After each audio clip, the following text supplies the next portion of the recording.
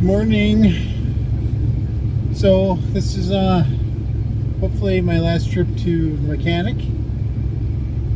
This is my my 1977 Mercury Cougar, the XR7, which they pretty much all were at this point. It's still fun to say. I am on my way to the mechanic, and they'll probably have it a couple of days, unfortunately. But there's like just a minor adjustment that needs to be done with my alignment. It's a matter of just, the minor tweaks to get it just right. And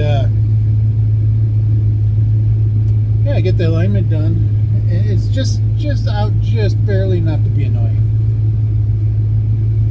And my mechanics at H. Cabani, I got to throw out to Bobby and the guys, Andrew and Nathan, who are the ones that usually work on my car or work with me for my car.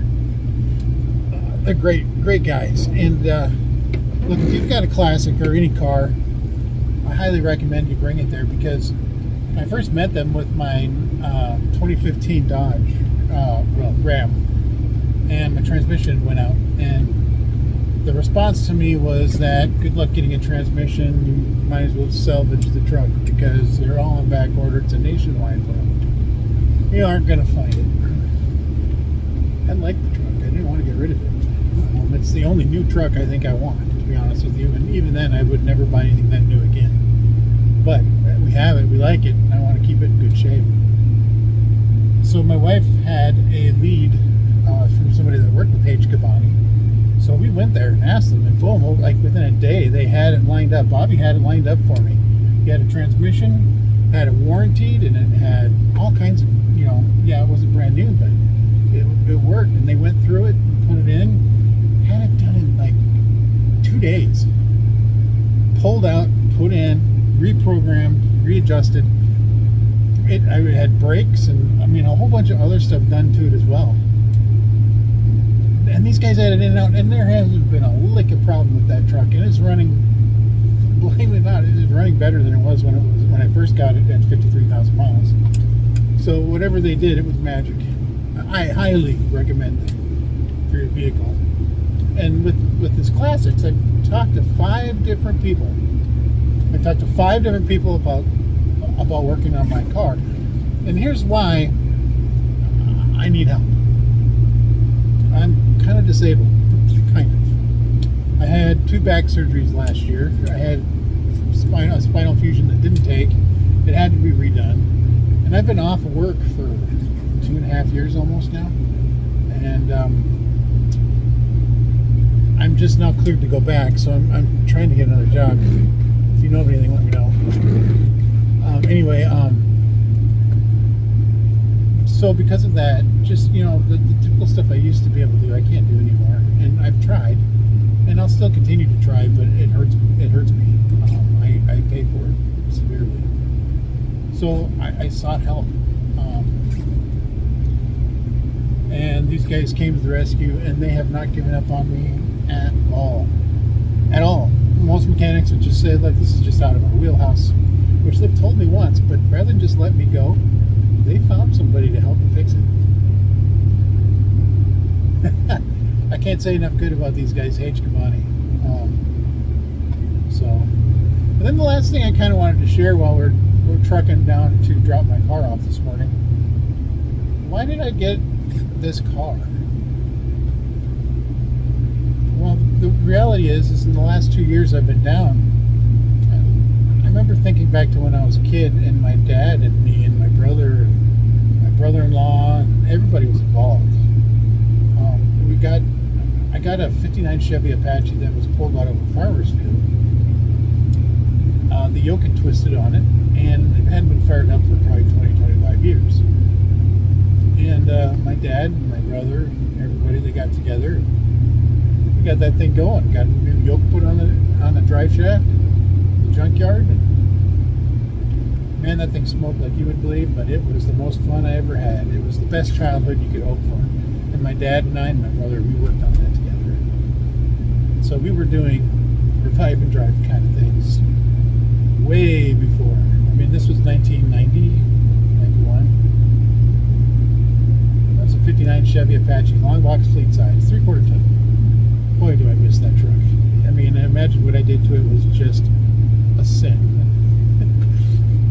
kid, who cares, right? It was your first truck. Had a lot of fun, a lot of dreams that didn't come to fruition. I had to lose it because we had to move, and I had a 330 old, so I was going to throw into it. Unfortunately, it didn't clear the steering. The exhaust header didn't clear the steering, and we didn't have enough time. I had to let go. So I had a couple other vehicles that popped up, but just didn't work out. Well, I was watching the YouTube videos with like Pole Barn Garage and those guys. I hope they don't mind me saying that. Anyways, I was watching them, and it brought that back. And it's like, I miss that. I really miss it. I miss it. I want it back. And the problem is I would rather drive those old cars any day of the week than anything new. I mean, anything new. So I had to pull out my retirement to pay for doctor's bills and lots of other things. And I had just enough money left over to buy a car. If I spent half of that budget to fix up what I bought. And that's what I did. I found a car.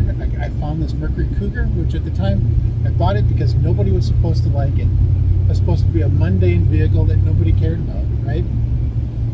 Nobody cared about.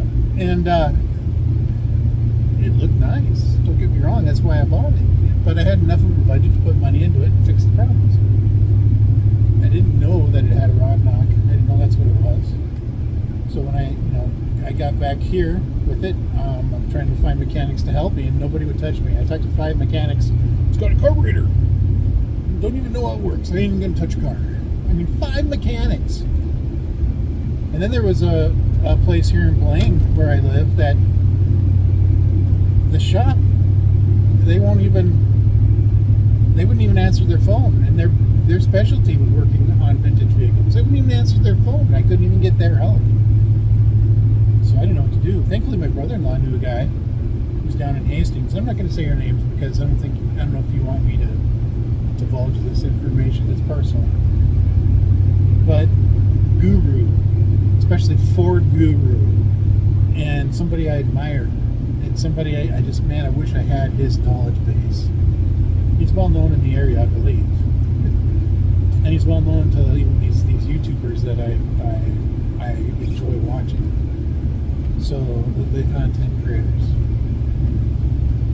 So I'm excited. He's going to help me fix my car.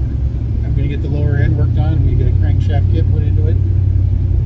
I mean, and now I'm getting all this ancillary stuff fixed. And I'm bringing you on the journey, and it's mostly just going to be shorts, right? So my hope is, as you get to know me, you get to know my car, I don't plan on building the YouTube channel to be a content creator. I'm doing this because I want to show off my car. And the big thing is these people that I admire are kind of frustrated with me because I'm using this car as my daily, and I'm in the Rust Belt. Minnesota's awful with salted roads. So the truth is, for most people, this car will be destroyed in a year or two.